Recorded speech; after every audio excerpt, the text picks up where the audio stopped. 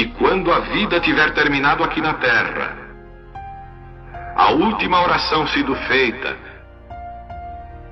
as batalhas terminadas, a fumaça dissipada, as armas penduradas, todas as Bíblias fechadas, e subirmos à tua casa, naquele amanhecer eterno e brilhante,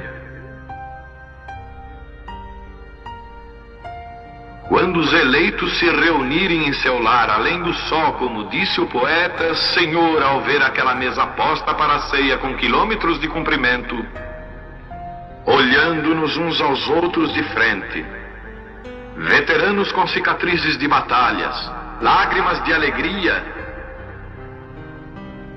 caindo de nossos rostos, e o rei saindo em sua beleza e santidade, andando ao longo da mesa e com suas próprias mãos enxugando todas as lágrimas, dizendo: não chores mais, tudo tem terminado, entra no gozo do Senhor.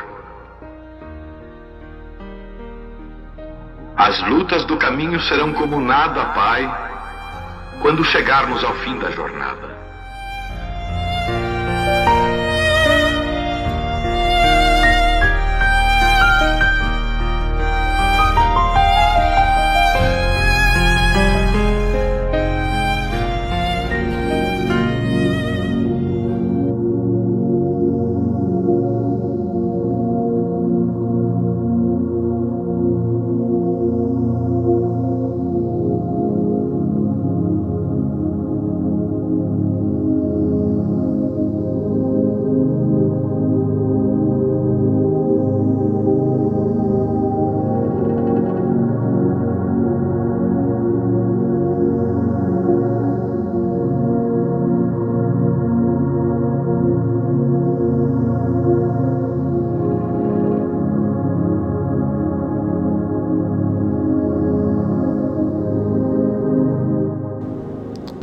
Amém.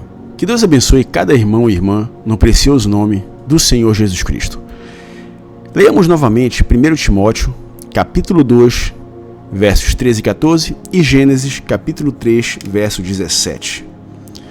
1 Timóteo, capítulo 2, versos 13 e 14. Diz assim: porque primeiro foi formado Adão, depois Eva, e Adão não foi enganado, mas a mulher, sendo enganada, caiu em transgressão. Gênesis capítulo 3, verso 17. Diz: e a Adão disse: porquanto deste ouvidos à voz de tua mulher e comeste da árvore de que te ordenei, dizendo: não comerás dela, maldita é a terra por causa de ti. Com dor comerás dela todos os dias da tua vida. Que Deus possa nos abençoar e nos dar entendimento da sua palavra, em nome do Senhor Jesus Cristo. Meus irmãos, nosso estudo terá como tema: a sua escolha é de sua total responsabilidade. Podemos considerar esse estudo como uma continuação do estudo anterior. E eu gostaria de fundamentar esse estudo ainda na mensagem O intervalo entre as 7 eras da igreja e os 7 selos, parágrafo 94. Diz assim o parágrafo: agora foi dado a ele, a Adão, livre arbítrio. Isto foi dado a eles exatamente como a nós, assim para fazer uma escolha. Agora, Adão e Eva, no princípio, havia uma árvore do bem e do mal diante deles, e aquela mesma árvore está colocada diante de cada um de nós. Você diz: bem, a culpa é deles. Não, não é. É culpa sua. Você não pode colocá-la em Adão agora. Você tem que colocá-la sobre si mesmo, porque o certo e o errado estão colocados diante de você. Nós estamos nas mesmas bases que estavam Adão e Eva. Como já relatado no sexto dia, Deus cria o homem, a sua imagem e semelhança, e o coloca no jardim do Éden para o lavrar e o guardar. Porém, Deus lhe faz uma única exigência: não coma da árvore da ciência do bem e do mal, porque se você vier a comer, neste dia morrerás. Essa foi a única ordem, a única exigência para Adão. Em seguida, Deus adormece Adão e, tomando parte de Adão, uma de suas costelas, forma a mulher. Ambos sabiam o que se podia fazer e o que não se podia fazer. Deus deu a eles o livre arbítrio. Deus deu a eles o poder de escolha, de tomar decisões. E assim como a eles, esse mesmo poder de tomar decisões, de escolher, é também dado a mim e a você. E é interessante que durante toda a nossa vida, sempre duas escolhas estão diante de nós. E quando ouvimos falar da palavra de Deus, ouvimos falar dessa mensagem, duas escolhas também estavam diante de nós. A primeira, continuar preso em um sistema denominacional, um sistema de homens, um sistema político e corrompido, morno, que mistura o mundo com Jesus Cristo.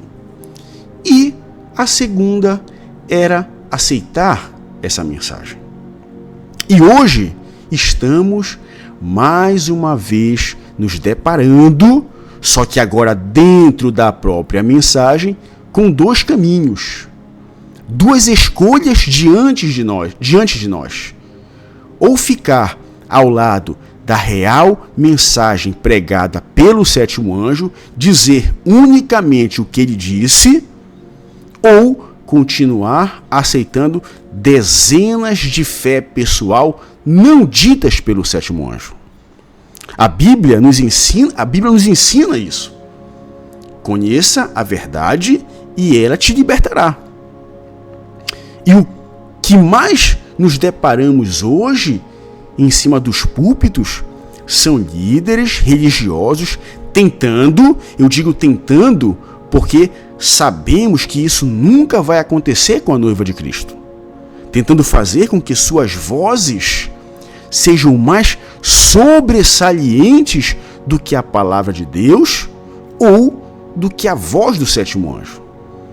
Em outras palavras, deixam de falar o que a Bíblia ensina, o que o sétimo anjo falou, e falam o que a Bíblia não diz, ou falam o que o sétimo anjo não falou. Pegam versículos, parágrafos isolados e fazem um malabarismo com as escrituras, com a mensagem. Criam uma fé pessoal e repassam essas ideias para a igreja, para os irmãos, como se fosse a Bíblia, como se fosse a voz do sétimo anjo. Mas não foi. O que houve foi uma pirotecnia em cima de um versículo, em cima de um parágrafo. E no final, uma interpretação que não encaixa perfeitamente com as escrituras e muito menos com a mensagem. E infelizmente, é muito triste o que eu vou dizer agora, mas infelizmente a falta de compromisso da grande maioria dos irmãos e das irmãs fazem com que aceitem qualquer tipo de ideia trazida no lugar da palavra ou no lugar da voz do sétimo anjo. E ao mesmo tempo que é triste, também é algo preocupante. Aquilo que tanto combatíamos do sistema denominacional, aquela falta de compromisso de se debruçar sobre as escrituras, tomou conta da mensagem. Não se examina mais, não se estuda mais, não se dedica mais tempo na leitura da palavra, na leitura da mensagem.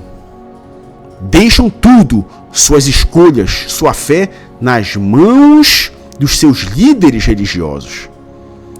E quando existe o desinteresse por meio da igreja de estudar, de examinar, o terreno fica propício, perfeito para a implementação dessas ideias, dessas crenças pessoais, a tal ponto que a igreja deixa de defender a Bíblia, deixa de defender a mensagem para defender a ideia, defender a crença daquele líder religioso, defender a sua denominação.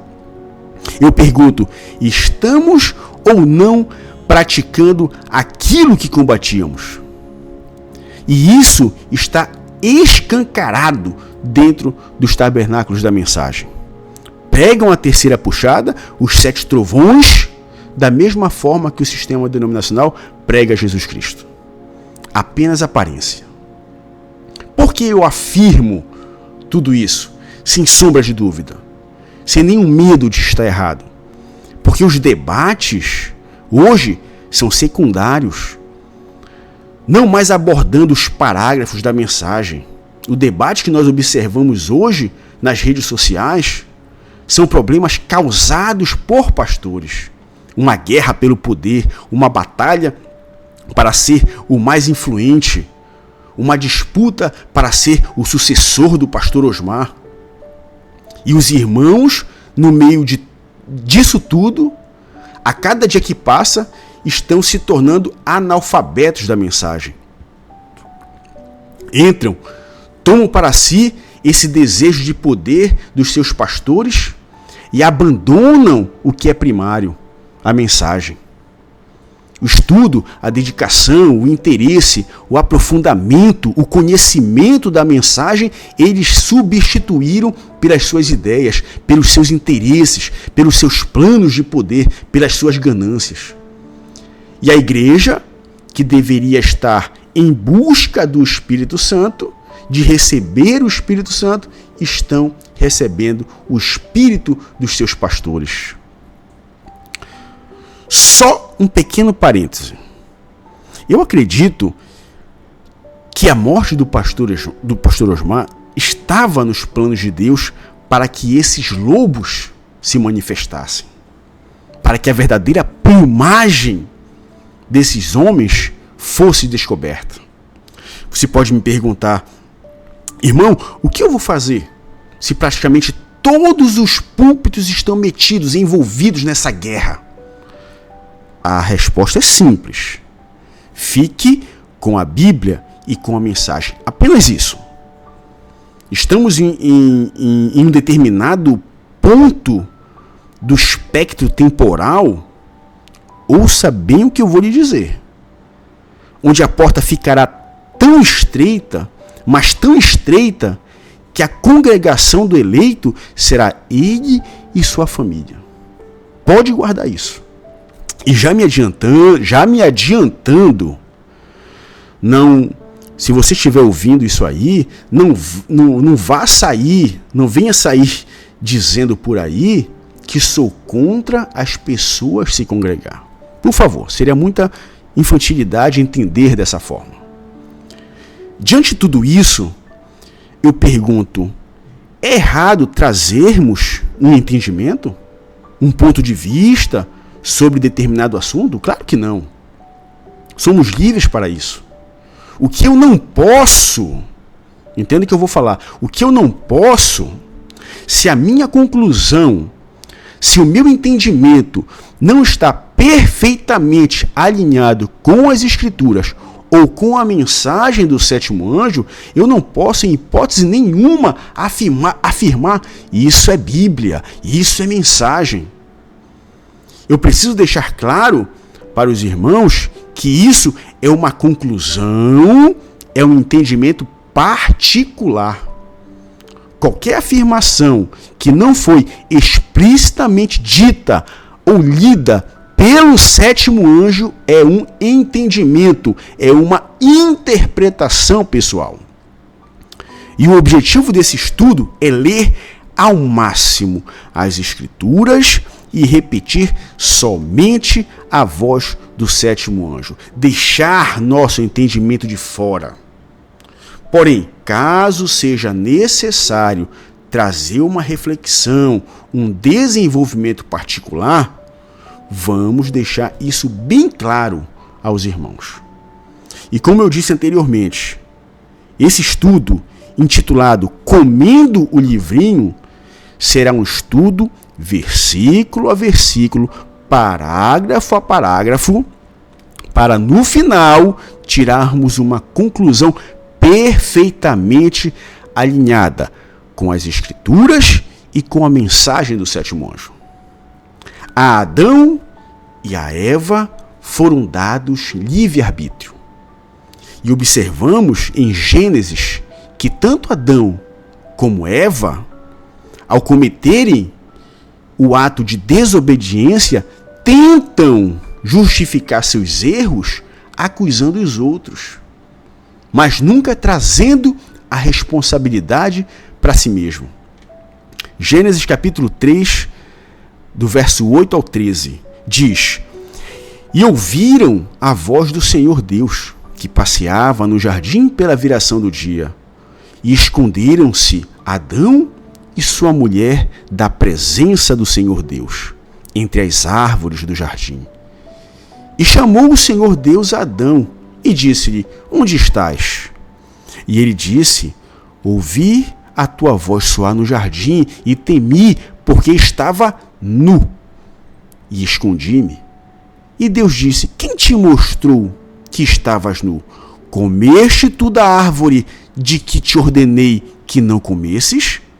Então disse Adão: A mulher que me deste por companheira, ela me deu da árvore e comi. E disse o Senhor Deus à mulher: Por que fizestes isto? E disse a mulher: A serpente me enganou e eu comi. Muitas das vezes queremos justificar nossas escolhas erradas, nossas decisões erradas, culpando terceiros. Nunca culpe os outros pelos seus erros. Nunca se comporte como Adão e Eva, que erraram e tentaram justificar seus erros acusando os outros. Eva acusou a serpente, Adão acusou Eva. Sejamos homens e mulheres responsáveis por cada decisão que tomamos em nossas vidas. E se cometermos um erro durante essa caminhada, que tenhamos integridade, maturidade de voltar atrás e corrigir-nos. Sabemos que o nosso maior inimigo somos nós mesmos. Sabemos o que queremos e sabemos o que não queremos. Sabemos aquilo que podemos fazer e sabemos aquilo que não podemos fazer. Sabemos que essa luta é grande. Sabemos que essa luta está dentro de cada um de nós. Sabemos que a carne deseja as coisas do mundo, mas sabemos também que as nossas almas desejam as coisas de Deus. Tudo compete somente e unicamente a mim e a você. E se porventura tomarmos alguma decisão, fizermos algo que desagrade a Deus, algo que venha a entristecer o Espírito Santo, algo que vá de contra as Escrituras, o nosso Deus é um Deus misericordioso. Ele quer nos perdoar. Ele quer que nós nos humilhemos a Ele, que nós sejamos sinceros a Ele. Foi por isso que Ele nos deu um caminho de volta, um caminho chamado plano da redenção. O seu desejo é que nenhum se perca, mas que todos sejam salvos, que todos recebam, aceitem em suas vidas esse caminho de volta. E é muito triste quando nos deparamos com pessoas que depositam sua fé em homens, depositam sua fé, sua salvação nessas igrejas denominacionais, nesses sistemas religiosos falidos que usam o nome de Cristo apenas como capa, apenas como rótulo para atrair as pessoas. essas denominações não são igrejas. Elas são, por um lado, loja Universal, loja Assembleia de Deus, loja Batista, loja Adventista, loja Quadrangular, lojas que vendem aquilo que as pessoas gostam de ouvir.